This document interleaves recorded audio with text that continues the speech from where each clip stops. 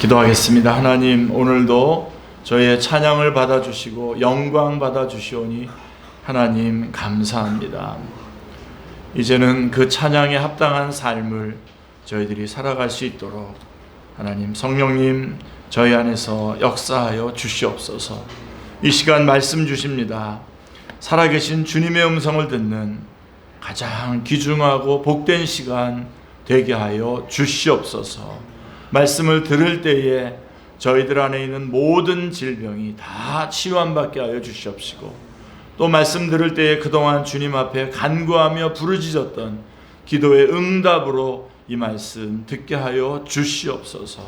성령님 역사하여 주셔서 말씀 알게 해주시고 깨닫게 하여 주시고, 깨달은 말씀 잘 감당하게 해주시고, 이 말씀들을 삶 속에 적용해서 열매 맺어 하나님 아버지에게 영광 돌리는 귀중한 말씀 되게 하여 주시옵소서. 감사드리오며 주 예수 그리스도의 이름으로 기도드리옵나이다. 아멘.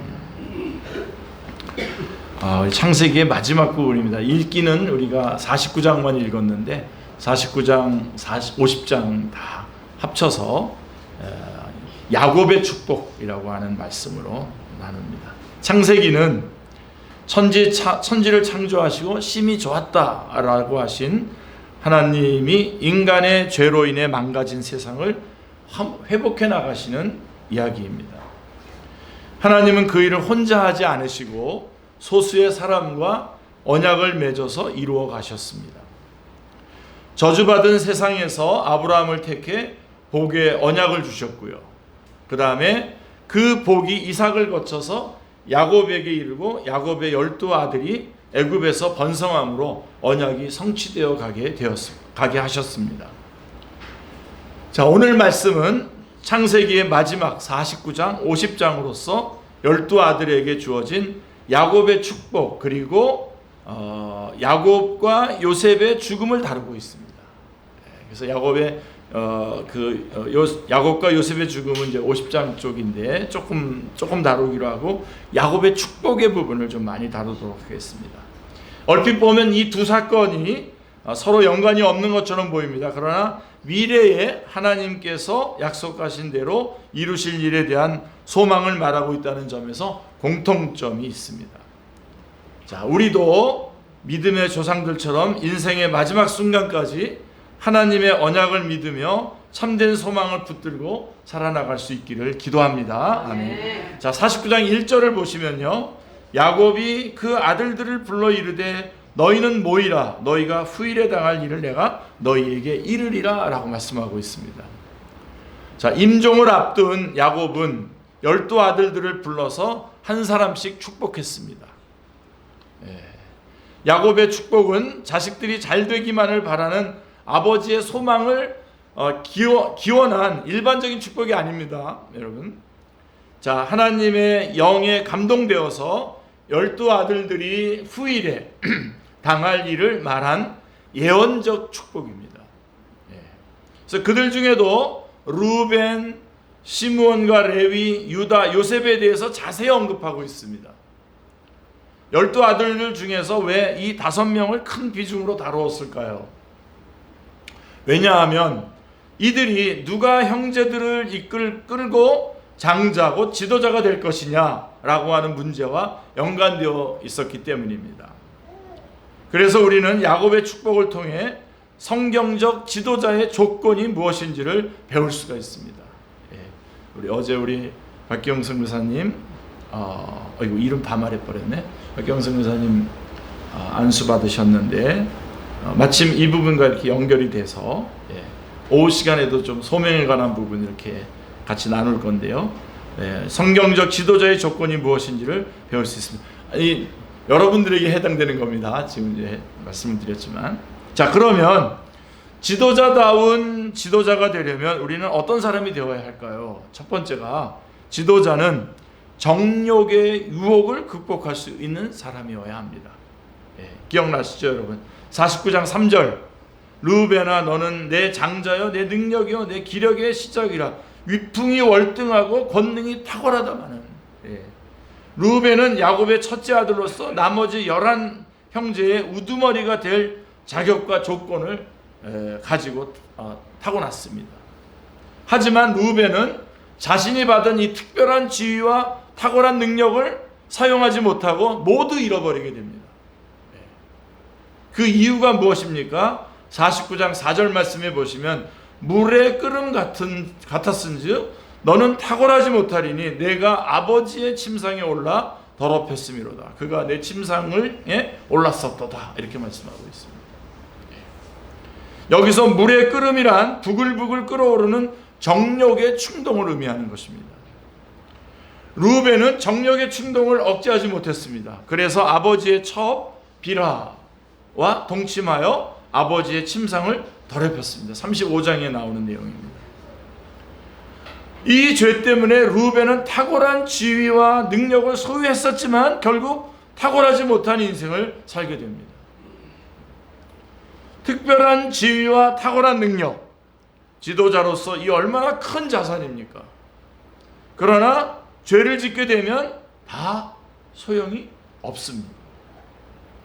죄는 하나님께 받은 직분과 능력을 빼앗아갑니다.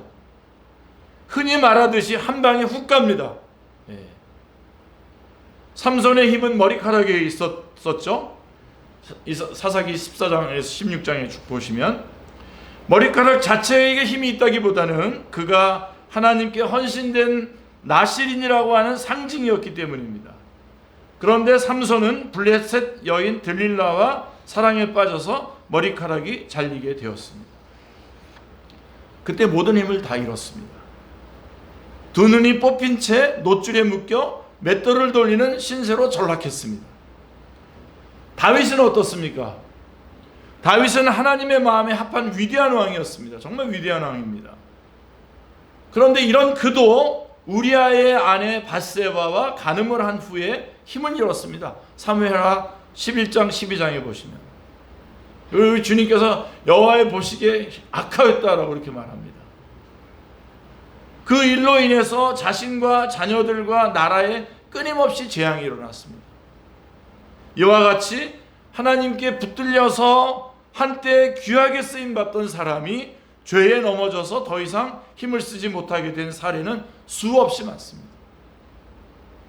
아무리 월등하고 탁월한 능력을 받아도 끓어오르는 정욕을 억제하지 못한다면 공동체의 지도자가 될 수 없습니다. 이런 사람은 사람들에게 큰 상처와 실망을 주고 공동체를 혼란에 빠뜨립니다. 그러므로 지도자는 정욕이 끓도록 방치하지 않는 절제의 사람이 되어야 합니다. 그 무엇보다도 하나님 앞에서 죄 짓는 것을 두려워하는 사람이 되어야 합니다. 자, 이게 첫 번째 자격이고요. 두 번째는 지도자는 분노와 혈기를 다스릴 수 있는 사람이어야 합니다. 루벤이 장자의 지위를 잃게 되면 그 다음 순서는 누굽니까? 루벤 다음에 그 순서는 바로 시므온과 레위죠. 2위, 3위가 시므온과 레위인데 그러나 그들 역시 장자의 지위를 얻지 못했습니다. 이유가 무엇인지 여러분 잘 아시죠? 49장 5절에 보시면 시므온과 레위는 형제요 그들의 칼은 폭력의 도구로다. 자, 시므온과 레위는 기억나시죠? 세겜성에서 잔혹한 칼부림을 일으켰던 장본인들이었습니다. 창세기 34장에 여동생 디나가 자기 어머니에게서 난 여동생이잖아요. 디나가 강간을 당한 이를 보복하려고 세겜성에 거주하던 모든 남자들 다 학살해버렸어요. 할례받으라고 해놓고. 그들은 분노로 사람을 죽이고 혈기로 소의 발목 힘을 끊는 자들이었습니다. 야곱은 시므온과 레위가 분노와 혈기로 저지른 일에 대해 이렇게 저주를 선포합니다. 내가 그들을 야곱 중에서 나누며 이스라엘 중에서 흩으리로다. 49장 7절의 내용입니다. 이 예언대로 시므온 지파는 그 세력이 점점 없어지다가 나중에 유다 지파로 그냥 흡수돼 버려요. 또 레위 지파는 약속의 땅에 들어갔지만 땅을 기업으로 분배받지 못하고 12지파 중에 흩어져서 살았습니다. 그 마음에 미움과 분노를 품고 살아가는 사람은 하나님의 복을 담을 수 없습니다. 무엇보다 분노와 혈기의 사람은 공동체의 지도자로서 합당하지 않습니다. 폭력을 휘두르는 사람은 더더욱 안 됩니다. 폭력적 행동만이 문제가 아닙니다. 언어 폭력도 심각합니다. 요즘에 정말 무시무시합니다. 이 언어 폭력. 자, 모세가 왜 약속의 땅 가나안에 못 들어갔습니까? 신경질을 내면서 지팡이를 내리쳤기 때문에, 내가 너희들을 위해서 물을 내랴 그러면서 반석 위에 하나님께서 쓰시겠다고 했는데 그 반석을 막 혈기를 부리면서 때립니다. 어떤 분들은 그러죠. 겨우 그만한 일로 하나님이 너무하신 거 아니냐 그러는데요. 너무하신 것이 아닙니다. 지도자의 분노와 혈기가 공동체 전체를 혼란과 고통에 빠뜨릴 수 있기 때문에 그만큼 중대하게 보신 것입니다. 한 번 폭발한 분노와 혈기가 이제까지 쌓아온 모든 것을 단숨에 허물어버립니다. 그러므로 우리는 분노와 혈기를 다스릴 수 있는 사람이 되어야 합니다. 자, 그 다음에 여러분들이 첫 번째랑 두 번째만 들으면 뭐 누가 하겠어? 그렇게 하지만 잘 보십시오. 세 번째로 어떤 사람이 지도자냐? 지도자는 진실한 회개를 하는 사람이어야 합니다. 정말 이거 말씀 전하려고 준비하면서 여기서 하나님 너무 감사해요. 우리 김영 집사님이 옛날에 목사님 그랬었는데 그런 것 같은데. 자, 보세요. 세 번째, 지도자는 진실한 회개를 하는 사람이어야 합니다. 자, 49장 8절에 보시면, 유다야 너는 내 형제의 찬송이 될지라. 내 손이 내 원수의 목을 잡을 것이요 내 아버지의 아들들이 내 앞에서 절하리로다. 자, 유다에게 임한 축복은 언약 공동체의 지도자가 되는 것입니다. 유다 지파에서 왕들이 줄줄이 나오게 됩니다. 통치자가 실로가 오시기까지, 그러니까 그에 해당되는 자가 오실 때까지, 예수님 오실 때까지예요. 시편 창세기 49장 10절 말씀 그 뜻이거든요. 예수님 오실 때까지 그냥 왕들이 줄줄이 유다 지파에서 나올 거라는 겁니다. 그리고 진짜 왕이 오실 거라는 거죠. 그 줄기에서. 유다 지파를 통해 메시아가 오신다는 예언입니다. 루벤, 시므온, 레위의 후일은 암담한데 비해서 유다의 후일은 이처럼 승리와 영광으로 가득 찹니다. 여러분, 사실 유다는 젊은 시절에 나쁜 짓 많이 했습니다. 성경에 여러분 보신 분들은 알겠지만, 요셉을 노예로 파는 범죄에 앞장섰고 언약 공동체를 떠나서 불신자와 결혼했고요. 창녀로 변장한 며느리와 동침해서 쌍둥이 아들을 낳는 수치의 열매를 맺었습니다. 문제가 됐죠. 루벤, 시므온, 레위보다 더 나은 사람이라고 말할 수 없습니다. 분명합니다. 그런데 왜 유다는 저주가 아닌 축복을 받았습니까? 이는 유다가 진실한 회개를 했기 때문입니다. 회개를 했기 때문입니다. 사실 이제 좀 솔직하게 얘기하면 우리 하나님 앞에서 죄를 지은 것 때문에 우리가 문제되는 법은 없어요. 그래서 죄를 지란 얘기는 아니고요. 문제는 회개하지 않았기 때문에 문제가 되는 거죠. 근데 유다는 진실한 회개를 했어요. 진실한 회개를 했어요. 자, 그 진실한 회개를 했는지 어떻게 알 수 있습니까? 회개에 합당한 열매를 맺었는지를 보면 알 수 있습니다. 아버지 마음에 대못을 박았던 그가 베냐민을 아끼는 아버지를 생각하면서 슬퍼하는 사람이 됐어요. 베냐민에 대해서 전에 요셉을 팔아넘기고 그럴 때는 아버지 마음을 생각도 하지 않았었는데 베냐민까지 또 이르면 어떻게 되나 하는 그 마음을 가지고 아버지를 생각했단 말이에요. 회개한 거죠. 형제를 시기했던 그가 베냐민 대신 노예로 자기가 대신 살겠다고 자청하는 사람이 되었습니다. 이처럼 유다의 회개는 공동체를 위한 자기 희생이라고 하는 열매로 나타났습니다. 하나님은 회개한 그의 모든 죄를 용서하셨고 그를 언약 백성의 지도자로 세워주셨습니다.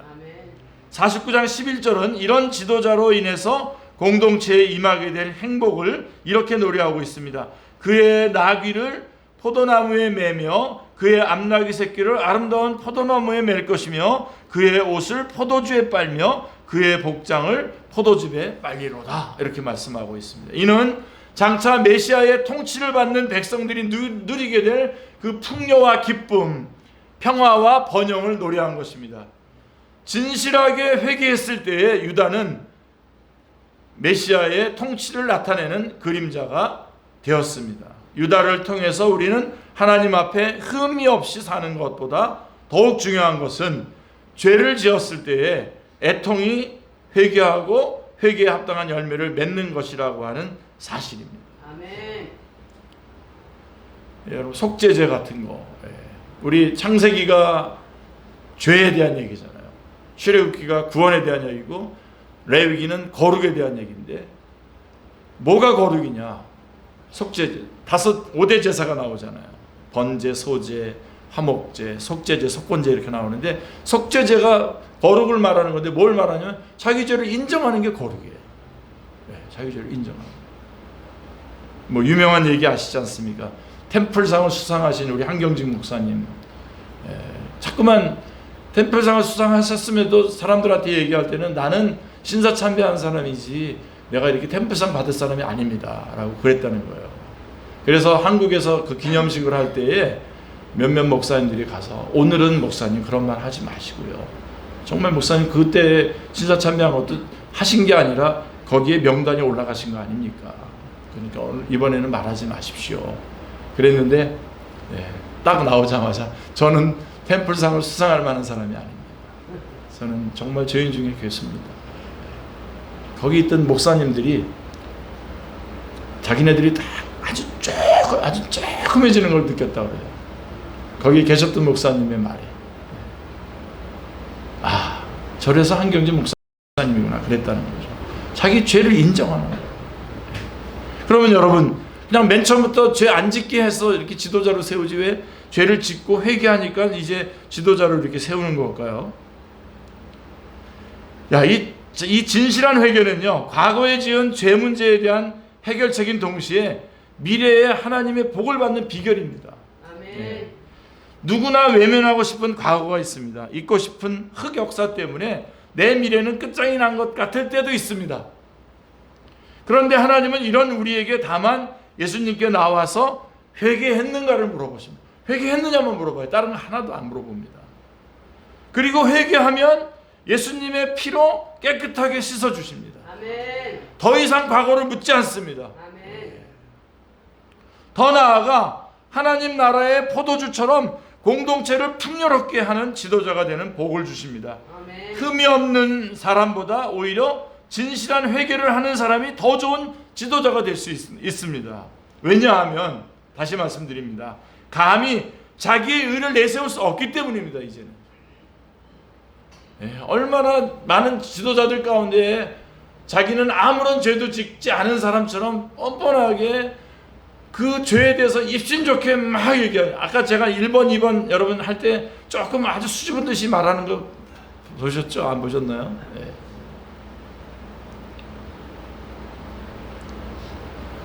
자기 의가 여전히 아무런 죄도 짓지 않았다고 생각하고 자기 의를 내세우기 때문에.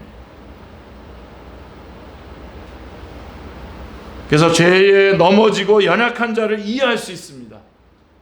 죄를 짓고 회개하여 지금 지도자가 된 사람들은 그런 연약한 자들을 이해하고 품을 수 있습니다. 아멘.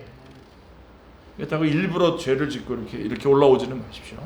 그건 아닙니다. 무엇보다 하나님의 은혜를 깊이 알기에 사람들을 그 은혜의 새로운 길로 세계로 인도할 수가 있기 때문입니다. 그래서 하나님 그렇게 해서 회개하는 자를 쓰시는 겁니다. 사도 바울이 좋은 예죠, 여러분. 예수 그리스도의 교회를 모질게 박해하던 하나님의 원수였습니다. 먼 곳까지 막 달려가서 막 예수 믿는 사람들을 막 처벌하지 않았습니까? 그러나 부활하신 예수님은 다메섹 길 위에서 그를 만나 주시고 영적인 눈을 뜨게 해 주셨습니다. 이후로 사도 바울은 죄인 중에 괴수였던 자기를 용서해 주시고 살리신 주님의 은혜에 감사해서 모든 사도보다 더 수고하고 헌신하는 예수 그리스도의 종이 되었습니다. 아멘.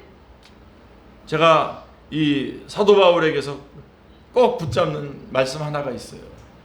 성도들이 막 믿고 막 뭐라고 얘기해주고 싶어 막 그럴 때도 입을 딱 닫는 그 규절이 뭐냐면 에베소서 3장 8절입니다. 에베소서 3장 8절.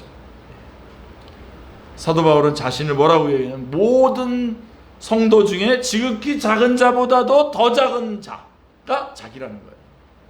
또 죄인 중에 괴수라고 했어요. 무슨 할 말이 있습니까? 그렇게 자기 을 가지고 가는 거예요. 세 번째고요. 네 번째, 지도자는 하나님을 가까이 하며 의지하는 사람이어야 합니다. 49장 22절에 보시면 요셉은 무성한 가지 곧 샘 곁에 무성한 가지라 그 가지가 담을 넘었도다. 요셉에 대해서 또 축복을 하죠. 성경은 인생을 나무에 종종 비유하곤 합니다. 문제는 인생이란 나무를 어디에 심는가 하는 것이죠. 그 나무가 본래 아무리 품종이 좋아도 사막에 심어 놓으면 금방 메말라 죽게 되겠죠. 그리고 쓰레기 더미 옆에다가 심어 놓으면 오염수 때문에 병들어서 병든 열매를 맺을 수밖에 없습니다. 그러나 맑은 샘 곁에 심은 나무는 항상 신선한 물을 공급받기 때문에 가지가 무성하게 됩니다. 그 무성한 가지는 주렁주렁 탐스러운 열매를 맺어서 주인을 즐겁게 합니다. 어떤 나무는 가지를 쭉쭉 뻗어서 담을 넘어서 이웃에게까지 열매를 공급하기 때문에 많은 사람들을 즐겁게 합니다. 요셉의 인생은 샘 곁에 무성한 가지처럼 복을 받았습니다. 요셉은 11번째 아들이었지만 야곱 가족들의 지도자가 되었습니다. 죄수에서 애굽 백성들의 생명을 구원하는 지도자가 되었습니다. 그러면 요셉이란 그 무성한 가지에 신선한 물을 공급한 맑은 샘은 무엇인가요? 요거 붙잡으셔야 돼요, 오늘요. 49장 24절 25절에 보십시오. 요셉의 활은 도리어 굳세며 그의 팔은 힘이 있으니 이는 야곱의 전능자 이스라엘의 반석인 목자의 손을 힘입음이라. 내 아버지의 하나님께로 말미암나니 그가 너를 도우실 것이요 전능자로 말미암나니 그가 내게 복을 주실 것이라. 위로 하늘의 복과 아래로 깊은 샘의 복과 젖먹이는 복과 태의 복이로다 말씀하고 있습니다. 여기서 야곱의 전능자가 누굽니까, 여러분? 이스라엘의 반석이 누굽니까? 하나님이십니다. 목자는 누굽니까? 하나님입니다. 결국은 요셉이 이런 사람이 될 수 있었던 것은 하나님께서 하셨다는 겁니다. 아멘. 하나님께서. 요셉이 무성한 가지처럼 생명력이 강하고 형통한 인생을 살 수 있었던 이유는 샘이 가지에서 물을 공급하듯이 하나님께서 요셉에게 필요한 지혜와 능력을 공급해 주셨기 때문입니다. 아멘. 창세기 37장부터 50장까지 나오는 이 요셉의 말을, 거기에 나오는 요셉의 말들을 쭉 살펴보면 늘 주어가 하나님입니다. 늘 주어가 하나님이에요. 요셉은 항상 하나님에 대해서 이야기하고 하나님 편에서 말합니다. 이는 요셉이 모든 선한 것들의 근원이 아버지 하나님을 온전히 의지했음을 잘 보여주는 것입니다. 아멘. 요셉의 삶은 시편 73편 28절 말씀을 떠올리게 합니다. 제가 너무 좋아하는 구절인데요. 하나님께 가까이함이 내게 복이라. 내가 주 여호와를 나의 피난처로 삼아 주의 모든 행적을 전파하리이다.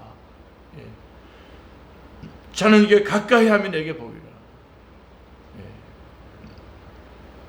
주께로 가까이, 주께로 가까이. 크로스디. 하나님께 가까이함이 내게. 사람은 자신이 가까이하고 의지하는 것을 감출 수가 없어요. 술을 가까이 하는 사람은 가까이 가면 항상 술 냄새가 나죠. 담배를 의지해서 사는 사람 가까이 가면 담배 냄새가 진동합니다. 하나님의 일을 한다고 하면서 세상 일에 몰두하고 있으면서 다시 하나님의 일을 한다고 단에 선다든가 냄새가 나게 돼 있습니다. 세상 얘기하는 거예요. 하나님 얘기 안 하고.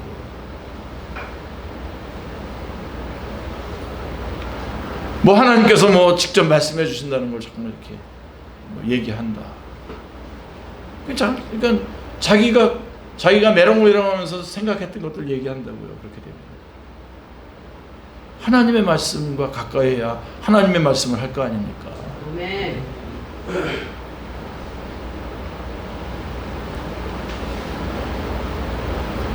항상 원망과 불평이 충만해서 입만 벌렸다 하면 가시돋친 말을 하는 사람이 있어요. 이런 사람이 지도자가 되면요, 주변 사람들 모두 그 가시에 찔려서 힘들어하게 됩니다. 요셉은 환경적으로 보면 누구보다도 쓴뿌리를 품고 가시돋친 말을 할 수 있는 사람이었어요. 정말로. 그런 환경에서 그렇게 자랐어요. 그러나 그가 생명수샘이 되시는 하나님과 가까이 했을 때에 운명이 바뀌어서 섭리가 되었습니다. 아멘. 저주가 바뀌어서 찬양이 되었습니다. 아멘. 미움이 바뀌어서 용서와 사랑이 되었습니다. 아멘. 이로써 그는 모든 담을 뛰어넘었습니다. 형들에 대한 복수심의 담도 애굽 사람들에 대한 미움의 담을 뛰어넘었습니다. 그리고 풍성한 사랑을 베풉니다. 아멘. 자기 한 사람도 가누기 힘든 판에 자기를 뛰어넘어 모든 사람들을 돌아보고 풍요롭게 하는 위대한 삶을 살았습니다. 이런 사람은 뜨거운 여름날 넓은 그늘을 들이우는 거목과 같습니다. 사람들은 서늘한 그늘을 찾아 그 나무를 찾아오기 마련입니다. 그 나무에 맺힌 신선한 열매를 먹으며 굶주림과 갈증을 해소하게 됩니다. 그런 나무 같은 사람이 진정한 지도자입니다. 아멘. 나의 그늘은 얼마나 넓게 드리워져 있습니까?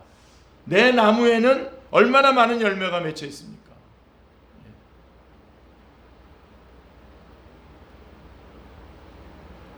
우리가 가지를 뻗고 열매를 맺으려면 샘 곁에 있어야 합니다. 말씀의 샘. 말씀의 샘 곁에 있어요. 아멘. 말씀의 샘. 아멘. 그리고 은혜의 샘에 뿌리를 내려야 합니다. 아멘. 그럴 때 우리는 하나님이 공급해 주시는 은혜와 사랑, 지혜와 총명으로 충만해질 수 있습니다. 아멘. 우리가 생명의 샘 대신 하나님을 가까이하고 의지함으로써 무성한 가지처럼 뻗어나는 복된 삶을 살 수 있기를 기도합니다. 아멘. 자, 그러면 야곱의 그 나머지 7 아들은 어떻게 축복했습니까? 자, 저는 이것도 굉장히 중요하다고 봅니다. 49장 13절부터 30절에 쭉 나오거든요. 스불론은 해변에 거주합니다. 이사갈은 쉴 곳을 좋아하다가 압제를 당합니다. 단은 독사와 같이 기습 공격의 달인이 됩니다. 갓은 군대의 추격을 받아서 전세를 뒤바꾸는 역전의 명수가 됩니다. 아셀은 기름진 땅에서 거주하게 됩니다. 납달리는 노인 암사슴처럼 자유분방한 지파가 됩니다. 막내 베냐민은 물어뜯는 이리와 같은 용맹한 자가 됩니다. 용맹한 지파가 되죠. 자, 그러면 이 12아들에 대한 야곱의 축복은 어떻게 마무리되었을까요? 49장 28절에 보시면 이렇게 마무리되어 있어요. 오늘 요절입니다. 이 말씀이. 이들은 이스라엘의 12지파라 이와 같이 그들의 아버지가 그들에게 말하고 그들에게 축복하였으니 곧 그들 각 사람의 분량대로 축복하였더라 말씀하고 있습니다. 자, 유다와 요셉에게는 확실한 복의 대용량을 주셨습니다. 아멘. 하지만 다른 형제들은 그에 한참 미치지 못합니다. 특히 루벤, 시므온, 레위는 아예 축복이 아니라 사실상 저주에 가까워 보입니다. 자, 그럼에도 불구하고 제가 이것을 왜 야곱의 축복, 이것을 왜 축복이라고 했을까요? 왜 축복이라고 할까요? 오늘 우리가 꼭 붙잡아야 되는 말씀입니다. 왜 그랬을까요? 표면적으로 볼 때는 저주 같지만 근본적으로는 너 자신의 약점을 알고 약점을 말해주는 거예요. 지금 약점을 알고 항상 주의하고 깨어있으라고 하는 경고이기 때문입니다. 그래서 축복이에요. 아멘. 여러분, 다시 똑같은 함정에 빠지지 않도록 분발을 촉구하는 것이기에 이 말씀을 가슴 깊이 새기는 자에게는 결국 이것이 복이 됩니다. 아멘. 만약에요 진짜 저주를 내리려고 했다면요 어떻게 했을까요? 아예 12지파에서 제외시켜버리죠. 아예 저주할 거였다면. 그게 아니에요. 그 안에서 이렇게 말씀해 주는 것은 그를 통해서 바뀌려고 하는 말씀인 것입니다. 그냥 감사한 거죠. 아멘.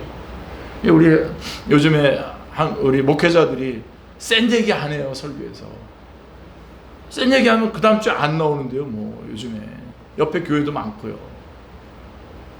그래서 안 하는데요. 해야 됩니다. 이것 때문에 그들의 약점을 알려주고 그래서 거기서 바뀔 수 있게 해줘야 되죠. 야곱의 12아들은 모두 하나님께 선택받은 하나님의 백성들입니다. 아멘. 그 자체가 이미 큰 은혜요 복입니다. 그 자체가. 하지만 이런 은혜와 복 안에서 각 사람이 하나님께 받은 복의 분량은 다 다를 수밖에 없습니다. 그 분량이란 각 사람의 삶이 만든 그릇을 뜻하는 것입니다. 어떤 사람은 정욕의 충동대로 살고 어떤 사람은 분노와 혈기로 살았습니다. 어떤 사람은 형제를 위해서 자신을 희생했고 어떤 사람은 어떤 상황에서도 선하신 하나님을 믿으며 살았습니다. 삶은 정확합니다, 여러분. 삶은 정직합니다. 각자의 삶이 각자의 그릇을 만듭니다. 그 그릇은 하나님의 복을 담는 그릇입니다. 그릇에 넘치도록 담으면 어떻게 되겠습니까? 스스로 감당하지 못해서 무너질 수밖에 없습니다. 뿐만 아니라 공동체 전체에도 좋지 않은 결과를 가져오게 됩니다. 루벤처럼 살면서 유다에게 임한 복을 기대할 수 없습니다. 하나님의 복을 소망한다면 먼저 복에 합당한 그릇이 되어야 합니다. 하나님이 현재 우리 각 사람의 그릇의 크기를 재어보고 계십니다. 그러므로 우리는 경외심을 갖고 현재 나의 삶을 점검하고 돌아봐야 하겠습니다. 자, 여기까지 듣고서는 나는 원래 그릇이 작아서 복을 적게 받을 수밖에 없겠구나. 이렇게 설교 들으시면 제일 잘못 들으신 겁니다. 그러면서 절망하는 분들이 있을 수 있어요. 이렇게 하면서 나는 하나님의 역사에 귀하게 쓰임받기는 틀렸고 겨우 믿음의 중심만 지키는 걸로 하나님이 예정하셨나 보다 라고 운명적으로 생각하기 쉽습니다. 저는 이걸 쪼다라 그러는데 이런 사람은. 근데 말은 원고에는 안 썼습니다. 그러나 여러분, 현재 주어진 복의 분량이 적다고 낙심할 필요가 없어요. 설사 저주를 받았다고 해도 절망할 필요가 없습니다. 왜냐하면 하나님 안에서는 얼마든지 저주도 복으로 바뀔 수 있기 때문입니다. 아멘. 네. 그 좋은 사례가 지금 레위지파예요. 레위지파. 출애굽기 32장 33장에서 금송아지 사건이 나오잖아요, 여러분. 지금 아까 보니까 그 내용 얘기하면 다들 약간 모른 척하고 얼굴들을 이렇게 저하고 안 부딪히시는데 성경 좀 열심히 읽으셔야 됩니다, 진짜. 예. 자, 출애굽기 32장 33장에서 금송아지 사건이 나오는데 모세가 율법을 받기 위해서 시내산에 올라가 있는 동안 불안해진 백성들은 금송아지를 만들었습니다. 그리고는 우상 앞에서 춤을 추고 난리굿을 벌였어요. 하나님은 이런 이스라엘 백성들에게 크게 진노하셨습니다. 이때 모세는 누구든지 여호와 편에 있는 자는 나오라고 했는데 그때에 나온 지파가 레위 지파입니다. 분명하게 하나님 편에 서서 이스라엘 백성들의 죄를 심판했습니다. 이 일로 인해서 레위 지파는 비록 땅을 기업으로 분배받지는 못하고 12지파 중에 흩어져서 살았지만 하나님을 가장 가까이서 섬기는 영광스러운 직분을 얻게 되었습니다. 아멘. 그렇죠? 레위 지파입니다. 제사장입니다. 하나님이 친히 그들의 기업이 되셔서, 그러니까 땅이 아니라 하나님이 기업이에요. 레위인들은 하나님이 기업이 되어서 먹을 것과 입을 것을 공급해 주셨습니다. 아멘. 이스라엘 백성들 중에서 가장 아름답고 영광스러운 옷을 입는 대제사장은 대대로 레위 지파에 속한 사람들에게만 나왔어. 거기서만 나옵니다. 우리가 쓰는 그릇은 한번 만들어지면 영원히 고정불면입니다. 그러나 사람이라고 하는 그릇은 그렇지 않습니다. 처음에는 작은 그릇이었던 것이 커지기도 합니다. 반대로 큰 그릇이었는데 나중에 작은 그릇이 되기도 합니다. 현재 내 그릇이 너무 작아서 걱정이십니까? 분노와 혈기가 많습니까? 너무 연약하고 소심합니까? 모난 성격이라 사람들과 자꾸 부딪혀서 괴롭습니까? 이런 모습을 가지고서 과연 하나님께 복을 받을 수 있을까? 귀하게 쓰임을 받을 수 있을까? 예, 저 괜찮습니다. 예. 나쁜 의미로가 아니라 좋은 의미로 괜찮습니다. 왜요? 하나님 안에서는 이것들이 다 바뀔 수 있습니다. 아멘. 이런 모습을 가지고서라도 하나님을 사랑하고 섬기는 것이 중요합니다. 아멘. 그래서요, 이런 거요, 주일날 막 등산 가면서 나는 그래도 마음은 교회에 있어, 이런 사람보다 하나님 좀 짜증나고 힘들고 싫은데 그래도 교회 와서 앉아있는 사람, 누굴 더 좋아하실까요? 하나님께서. 아니 어떻게 저렇게 하고서도 교회 와서 예배 드려야 되겠다고. 그래서 여러분 꾸역꾸역 하나님은요 몸을 중요시 여겨요. 몸. 잘 모르시죠? 나는 정말 저 마음은 거기에 가 있었어. 뻥치지 마세요. 몸이 와야죠. 몸이. 아시잖아요. 이거 다 어금 맞춰서 축복하고 그랬던 것들 다 아시잖아요. 진심으로 하나님을 사랑하고 섬기면 많은 복을 담을 수 있는 큰 것으로 바뀔 수 있습니다. 아멘. 이제부터라도 하나님을 사랑하고 하나님의 말씀에 순종하며 살아가면 하나님이 함께 하셔서 영광스럽게 하시고 열매를 맺게 하실 것입니다. 아멘. 우리 모두가 그렇게 해서 많은 사람들이 와서 그 그늘에서 쉬어갈 수 있는 영적인 거목들로 성장할 수 있기를 간절히 기도합니다. 아멘. 우리가 어려운 일을 당했을 때에 하나님께 기도하지만 또 어떤 사람이 생각나야 되잖아요. 좀 같이 기도해주고 같이 가서 곁을 줄 수 있는 분, 가서 막 그냥 안겨서 이렇게 눈물이라도 펑펑 쏟을 수 있는 분, 그 사람이 돼야 되잖아요. 우리가. 근데 그 사람한테 가면 그 사람 맨날 세상 얘기만 해요. 뭐 주식이 어쩌고 저쩌고. 그냥 거기에 가서 뭐 어떻게 기댈 수 있겠어요?